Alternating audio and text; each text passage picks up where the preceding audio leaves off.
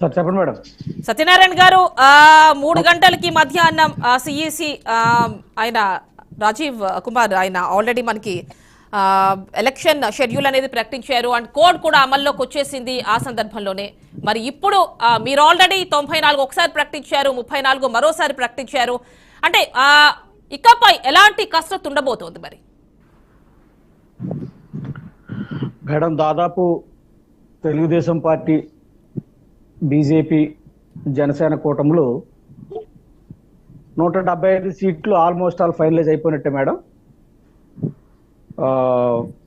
ఇక ఎన్నికలకు సిద్ధంగా తెలుగుదేశం పార్టీ ఉంది.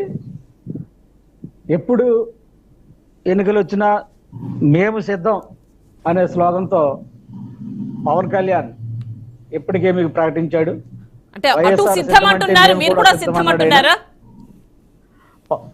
వైఎస్ఆర్ సిద్ధం అంటే మేము కూడా సిద్ధం అని చెప్పేసి మా మిత్రుడు పవన్ కళ్యాణ్ ప్రకటించాడు. కాబట్టి ఈరోజు మనం ఎన్నికలకు ప్రజాస్వామ్యబద్ధంగా పరిపాలన చేసినటువంటి విధానం ఏదైతే చంద్రబాబు నాయుడు దగ్గర ఉందో, ఆ ప్రజాస్వామ్యబద్ధంగా ఈరోజు ఓటు అడగడానికి ఆంధ్రప్రదేశ్ ప్రభుత్వం వైఫల్యం చెందినటువంటి అనేక కార్యక్రమాలని దృష్టిలో పెట్టుకుని జగన్మోహన్ రెడ్డి పరిపాలన ఏ విధంగా మనకి ఉపయోగపడలేదు ఆంధ్రప్రదేశ్కి, ఆయనంతా కూడా సంక్షేమానికి ఎక్కడ కూడా విలువ ఇవ్వకుండా ఆయన కేవలం ఏదో తాడేపల్లి ప్యాలెస్ లో కూర్చుని డబ్బులు సత్యనారాయణ గారు సంక్షేమమే మేము చేసింది, అదే మమ్మల్ని గెలిపిస్తుంది, మేము సంక్షేమం ఏం చేశాము మీకు అందితేనే ఓటేయండి అని చెప్పి మేము అడుగుతామని వైసీపీ అంటోంది. అలా అడిగితే ఎలాంటి ఓట్లు పడవని మీరు అంటున్నారు, ఎందుకంటే ఏం చేయలేదని అంటున్నారు మీరు. సంక్షేమానికి తూట్లు పొడిచినటువంటి ప్రభుత్వం ఏదైనా ఉందంటే అది వైఎస్ జగన్మోహన్ రెడ్డి ప్రభుత్వం మేడం. సంక్షేమాన్ని దాన్ని సంక్షేమం అనరు. ఎందుకంటే సంక్షేమం అనరంటే ఖచ్చితంగా జగన్మోహన్ రెడ్డి గారు ఏదో అనాలి కాబట్టి ఒక సినిమా డైలాగ్ లాగా దాన్ని మేము చేశాం కాబట్టి మీరు ఓటేయండి అంటే డబ్బులెట్టి ఓట్లు కొన్న వ్యక్తిగా మాట్లాడుతున్నాడు తప్ప, నేను ఈ పని చేశాను మీకు ఆ పని ఉపయోగపడింది అని చెప్పండి. నేను తరచూ కొన్ని డిబేట్స్లో నేను వాదించుకుంటూ వస్తున్నాను. మనిషికి కావాల్సింది ఒక ఆహారాన్ని వేటాడడానికి మనకి ఆయుధం కావాలి తప్ప ఆహారాన్నే మనం ఇచ్చేస్తే అది తినేసి ఆ రోజు మర్చిపోయే పరిస్థితి.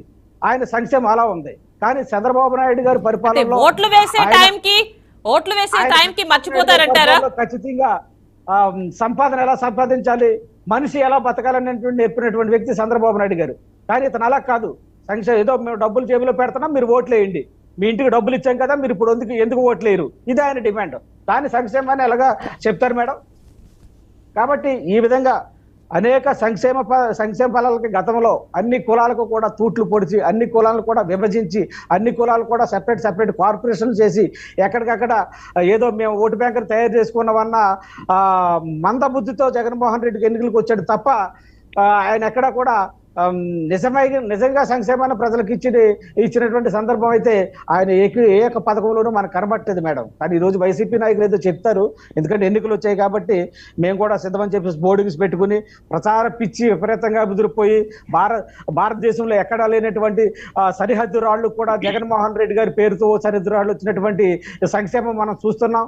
కాబట్టి రోడ్లలో బస్సులు ఎలా ప్రయాణం చేసే, రోడ్లో ప్రయాణికులు ఎలా ప్రయాణం చేశారో, రోడ్లలో టూ వీలర్స్ ఎలాగెళ్ళిందో, ఫోర్ వీలర్స్ ఎలాగెళ్ళిందో, మరి పెట్రోల్ ధరలతో మండిపోయినటువంటి ఆంధ్రప్రదేశ్ సెస్ వాటా ఈయన ఎందుకు కట్టలేదో నేను ఇస్తానని చెప్పేసి ఈ విధంగా ప్రతి దాంట్లోనూ కూడా తూట్లు పొడుచుకుంటూ మనిషికి 100 రూపాయలు ఇచ్చి 200 రూపాయలు పైచీరుకు లాగేసినటువంటి జగన్మోహన్ రెడ్డిని ఖచ్చితంగా ప్రజలు తొంగలో తొక్కడానికి సిద్ధంగా ఉన్నారు.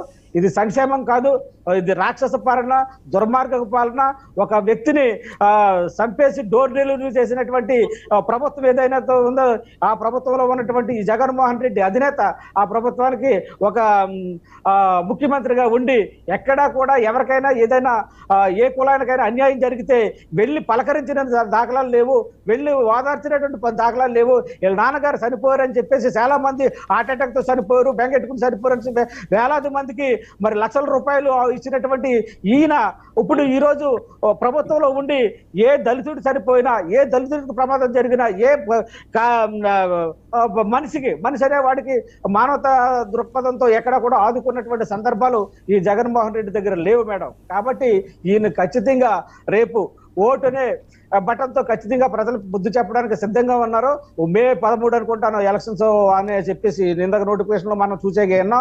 ఆ మే 13తో చంద్రబాబు నాయుడు యొక్క వ్యూహాత్మకమైన రాజకీయంలో వైసీపీ ఓట్లు పీకేసుకుని పార్టీయే కనుమరుగైపోయి ఎందులో విలీనం అవ్వాలని చెప్పేసి వైసీపీ నేతలను ఎదుర్కొనే పరిస్థితి వస్తుంది మేడం. ఎందుకంటే ఖచ్చితంగా శర్మిల గారు కూడా ఈయన చేత బాధించబడి వేధించబడి ఇద్దరు సెల్లుల యొక్క కంటతడిని చూసినటువంటి జగన్మోహన్ రెడ్డిని ఖచ్చితంగా ప్రజలు తిప్పికొడతారు, తన కుటుంబం తిప్పికొడుతుంది, తన సామాజిక వర్గం తిప్పికొడుతుంది. ఎన్ని ఎందుకంటే ఉద్యోగస్తులు ఇతరుగా ఓటేయరు, నిరుద్యోగ యువత విపరీతంగా ఉంది. వాలంటీర్స్ ని 5,000 ఇచ్చి 5 సంవత్సరాలు కూడా పాలేరుతనం చేయించుకున్నాడు తప్ప వాళ్ళకి ఎక్కడా కూడా భరోసా ఇవ్వనటువంటి మనిషి ఈ జగన్మోహన్ రెడ్డి. ప్రభుత్వ సొమ్ముని లూటీ చేసి వాళ్ళకి బహుమతులు ఇచ్చినటువంటి ఈ జగన్మోహన్ రెడ్డిని ప్రతి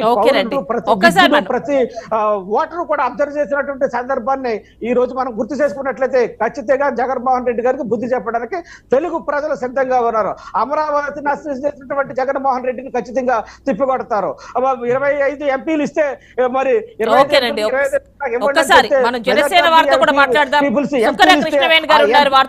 ఒక్కసారి కాపాడకుండా ఈయన మరి ప్రత్యేక హోదా అడుగుతానని చెప్పేసి ప్రత్యేక హోదా గురించి ఏ రోజు కూడా మాట్లాడారు. ఒక్క నిమిషం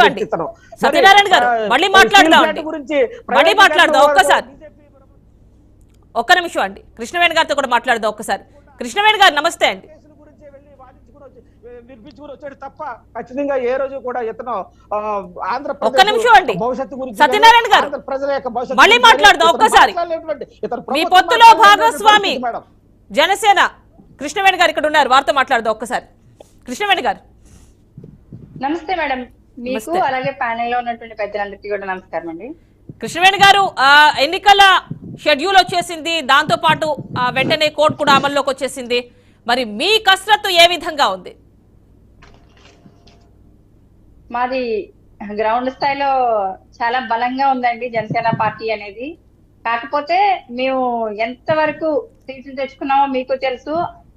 ఇచ్చుకున్నటువంటి ప్రతి సీట్లోని కూడా నామినేషన్ చేసినటువంటి ప్రతి అభ్యర్థి కూడా ఖచ్చితంగా అసెంబ్లీలో అడుగు పెట్టబోతున్నారు, పార్లమెంట్ లో అడుగు పెట్టబోతున్నారు. అలాగే పొత్తు ధర్మంలో మాకు చిన్న చిన్న పొరపక్షాలు ఉన్నప్పటికీ కూడా అవన్నీ ఓవర్కమ్ చేసుకొని ఖచ్చితంగా జనసేన, టీడీపీ, బీజేపీ పొత్తు అయితే మాత్రం ఖచ్చితంగా హిట్ అయితే తీరుతుందండి. ప్రజలు ఈ ప్రభుత్వాన్ని అయితే మాత్రం ప్రజాప్రభుత్వాన్ని చూడబోతున్నారు త్వరలో. అంటే ఇప్పుడు మనకి మే 13 ఎలక్షన్స్ 4 అంటే that means June 4 counting and results. మరి ఈ లోపు ఏ విధంగా అంటే మీ ముగ్గురు కలిసే ఖచ్చితంగా మీ ఎజెండా కావచ్చు ఏదైనా మొత్తానికి ముగ్గురు కలిసే ఉంటుంది అని అంటున్నారు కదా. సో మీ మేనిఫెస్టో ఏ విధంగా ఉండే అవకాశం ఉంది? మీ వైపు నుంచి ఎలాంటి అంశాలు కూటమిలో అంటే మీ ముగ్గురికి సంబంధించి మీరు ఎలాంటివి వినిపిస్తున్నారు? మాది ప్రజాప్రభుత్వం అండి. ప్రజలు ఏం కోరుకుంటారో అయ్యే పథకాలు కానీ అవే మేనిఫెస్టోలో ఉంటాయి తప్ప నవరత్నాలు అంటే నవమోసాలని తీసుకొచ్చి ప్రజలు నెత్తిమేరుద్దేటువంటి పరిస్థితి 3 పార్టీలకి ఉండదండి. నరేంద్ర మోడీ గారి ప్రభుత్వం అవ్వచ్చు, ఇవాళ ఇంటింటికి వంట గ్యాస్ దీపం పథకం ద్వారా ప్రతి ఇంటికి కూడా పొగర అనేటువంటి ఎంత పొగలో మగ్గిపోయారో ఆడవని తెలుసు. అలాంటి దీపం పథకాల దగ్గర నుంచి ఇవాళ కోవిడ్ టైంలో ప్రపంచం అంతా కూడా నరేంద్ర మోడీ గారి నాయకత్వం వైపు చూడడం అంటే కోవిడ్ లాంటి విపత్కరమైనటువంటి పరిస్థితిని నుంచి దేశాన్ని కాపాడినటువంటి వ్యక్తి నరేంద్ర మోడీ గారి నాయకత్వం. అలాగే చంద్రబాబు నాయుడు గారు నాయకత్వం, అనుభవం అంటే ఒక ఐటీ డెవలప్మెంట్ దగ్గర నుంచి మన హైదరాబాద్ డెవలప్మెంట్ వరకు కూడా అన్ని కూడా చంద్రబాబు నాయుడు గారు హయాంలో జరిగినాయి.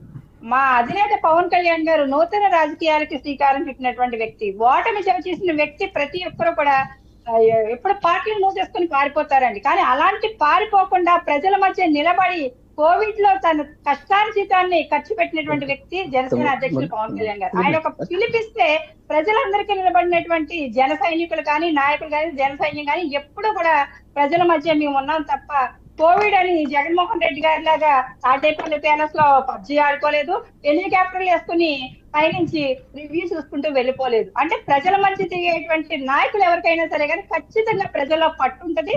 వాళ్ళనే పొద్దున్న అధికార పీఠం మీద కూర్చోబెట్టడం చూస్తారు ప్రజలు కూడా. ఇవాళ వైసీపీ దాహంలో చూడొచ్చండి, మనకి ప్రతి కాన్స్టిట్యున్సీలో పవన్ కళ్యాణ్ గారు పోటీ చేస్తున్నటువంటి పిఠాపురం నియోజకవర్గంలో 1000 కోట్లు ఖర్చు పెట్టడానికి కూడా వెనకాడకుండా కొంతమంది నాయకులతో వైసీపీ కొంతమంది కోవట్లతో ఒప్పందాలు చేసుకుని 100 కోట్ల రూపాయలకి ఒప్పందాలు జరిగినాయి అనేసి మాకు చాటితలం అవుతుంది అక్కడ. కానీ టీడీపీ మరియు జనసేన కార్యకర్తలు అంగరంగ వైభవంగా సంబరాలు చేసుకుంటున్నారు పవన్ కళ్యాణ్ గారు పిఠాపురం వస్తున్నారంటే. అంటే వైసీపీ ఆడేటువంటి మైండ్ గేమ్ లో పడేటువంటి పరిస్థితి మాకు జెన్యున్ గా పనిచేసేటువంటి జనసేన నాయకులకి లేదు, అలాగే టీడీపీ నాయకులకు కూడా లేదు, బీజేపీ నాయకులకు కూడా లేదు. ఖచ్చితంగా ప్రతి చోట కూడా 3 పార్టీలు ఖచ్చితంగా పోటీ చేస్తున్నాయని ఎన్నికల వ్యూహంతో ముందుకెళ్తాము. ఖచ్చితంగా ఇలాంటి దుర్మార్గమైనటువంటి ప్రభుత్వానికి ప్రజలే బుద్ధి చెప్తారండి. మీరు చెప్తున్నారు కదా, మనకి ఎన్నికలు పోలింగ్ డేట్ కూడా ఇవాళ వచ్చింది కాబట్టి ఖచ్చితంగా పోలింగ్ డేట్ మే 13 అండి కాబట్టి ఖచ్చితంగా 13న ప్రతి ఒక్కరు వాళ్ళ ఓటు అనే ఆయుధంతో ప్రతి ఒక్కరు కూడా వైసీపీ గవర్నమెంట్ కి బుద్ధి చెప్తారు. ఓకేనండి కృష్ణవేణి గారు, ఒక్కసారి మనకి కాంగ్రెస్ నుంచి ఎస్కే బాజీ గారు అందుబాటులో ఉన్నారు. బాజీ గారు నమస్తే అండి. నమస్కారం అమ్మా. నమస్కారం. ప్యానెల్ లో పాల్గొంటున్న సభ్యులందరికీ కూడా నా నమస్కారాలు. చూశారు కదా, వచ్చేసింది షెడ్యూల్ అండ్ కోడ్ కూడా ఆటోమేటిక్ గా అమల్లోకి వచ్చేసింది. మరి మీ కసరత్ ఏంటి? మీ అభ్యర్థుల్ని పెద్దగా ఏం ప్రకటిస్తున్నట్టుగా లేదు కదా. ఎన్నికల యుద్ధానికి మేము సిద్ధంగా ఉన్నామమ్మా. మా పార్టీ మరి స్టేట్ అధ్యక్షురాలైన షర్మిలారెడ్డి గారు ఎంతో విస్తృతంగా పర్యటనలు చేస్తున్నారు. ఈ రోజు కూడా విశాఖపట్నంలో పెద్ద సభలో ఆవిడ పాల్గొంటున్నారు. అనేక మంది ప్రజలు ఎంతో ఉత్సాహంగా ఈ సమావేశంలో పాల్పంచుకుంటున్నారు, మనం చూస్తున్నాము. మేము ఖచ్చితంగా ఈ ప్రభుత్వం ఏదైతే ఉందో ఈ 5 ఏళ్ల పరిపాలనలో విధ్వంసకర పరిపాలన ఏదైతే చేసిందో దీన్ని ప్రజల దృష్టికి తీసుకువెళ్లి కాంగ్రెస్ పార్టీకి పూర్వ వైభవాన్ని రాష్ట్రంలో తీసుకురావడమే కాక రిమార్కబుల్ రిజల్ట్స్ తోటి మేము ఎలక్షన్స్ లో మేము పోరాటం చేయడానికి సిద్ధంగా ఉన్నాము. అంటే ఇప్పుడు మీ క్యాండిడేట్స్ అంటే ఇప్పుడు మీరు చూసినట్టయితే వైసీపీ మొత్తం అందరికీ కూడా అభ్యర్థులు ప్రకటించేసింది. 175 ఎమ్మెల్యేస్ కి కావచ్చు, ఎంపీస్ ఒక 24 టోటల్ గా ప్రకటించేసినట్టే ఆల్మోస్ట్. మరి మీరు ఏమిటి, మీరు ఇటు టీడీపీని చూడొచ్చు, జనసేన చూడొచ్చు, వీళ్ళందరూ కూడా ఖచ్చితంగా వీళ్ళు చాలా మందిని అయితే ప్రకటించారు. నామమాత్రంగా మిగిలిన్నాయి అంతే ఇంకా క్యాండిడేట్స్ ని ప్రకటించడం. మరి మీ సంగతి ఏంటి? మా కాంగ్రెస్ పార్టీ కూడా అసంఖ్యాకమైన అప్లికేషన్స్ వచ్చినాయి. వాటిల్లో కూడా చాలా చాలా ప్రముఖులు కూడా అప్లికేషన్స్ పెట్టి ఉన్నారు ఎమ్మెల్యే ఎంపీ క్యాండిడేట్ మ్యాండేటరీ కోసం. ఖచ్చితంగా మంచి అభ్యర్థులతోటి మేము 175 సీట్లలో కూడా పోటీ చేయబోతున్నాం. అట్లాగే మాకు అలయన్స్ గా కూడా కమ్యూనిస్ట్ పార్టీలు కూడా అలయన్స్ తో సిద్ధంగా ఉన్నాయి. అట్లా ఎంపీ క్యాండిడేట్స్ కూడా మంచి క్యాండిడేట్స్ మరి 25 పార్లమెంటు స్థానాల్లో కూడా మేము పోటీకి సిద్ధంగా ఉన్నామమ్మా. ఖచ్చితంగా గట్టి పోటీని ఇస్తాం, గట్టి రిజల్ట్స్ సాధిస్తామమ్మా. ముఖ్యంగా అమ్మా ఈ వైసీపీ ప్రభుత్వం గత 5 ఏళ్ల కాలంలో చేసిన విధ్వంసకరి పరిపాలన, ప్రజలు ఎన్నో కష్టాలు పడుతున్నారు. ముఖ్యంగా యువత చదువుకున్న వాళ్ళు ఉద్యోగాలు లేక అల్లాడిపోతూ బెంగళూరు, హైదరాబాద్, చెన్నై లాంటి నగరాలకు వలస వెళ్తున్నారు. అట్లాగే పేద మధ్యతరగతి కుటుంబీకులు కూడా ఎంతో ఇబ్బందులు పడుతున్నారు. ఆయన సంక్షేమం పేరుతోటి ఏదో అకౌంట్స్ లో బటన్ నొక్కి డబ్బులు వేయడం తోటి ఇక్కడ జీవితాలు ఏమి సరిగ్గా లేవమ్మా. అంత సంతోషంగా ఎవరు లేరు. వైసీపీ నాయకులు అనుకుంటున్నారు మేము బటన్ నొక్కి అందరిలో అకౌంట్లో డబ్బులు వేస్తున్నాం, మాకే అందరూ ఓట్లు వేస్తారని చెప్పేసి. అది వాళ్ళ భ్రమ. ప్రజలందరూ కూడా విసిగి వేసారి ఉన్నారు. జగన్మోహన్ రెడ్డి గారి పరిపాలనతోటి ఎవరు కూడా సంతోషంగా లేరు. అట్లాగే రాష్ట్రంలో ఒక పరిశ్రమ లేదు. మరి ఒక పిల్లల ఉద్యోగాల కోసం చదువుకున్న వాళ్ళు బయటకు వెళ్ళిపోతున్నారు. అభివృద్ధి అనేది పూజ్యం. కేవలం ఏంటంటే ఆయన అకౌంట్స్ లో డబ్బులు వేయడం ద్వారానో ఇంకోటి ద్వారానో ఈ ఎన్నికల్లో గెలుస్తామని భ్రమంలో జగన్మోహన్ రెడ్డి గారు ఉన్నారు. ఇది భ్రమ అని బాజీ గారు మే 13 విశాఖలో మీ ప్రజలందరూ పార్టీ కూడా సమావేశం జరుగుతుంది కదా, దానికి సంబంధించి ఒకసారి లైవ్ చూద్దాం. మనకి విశాఖ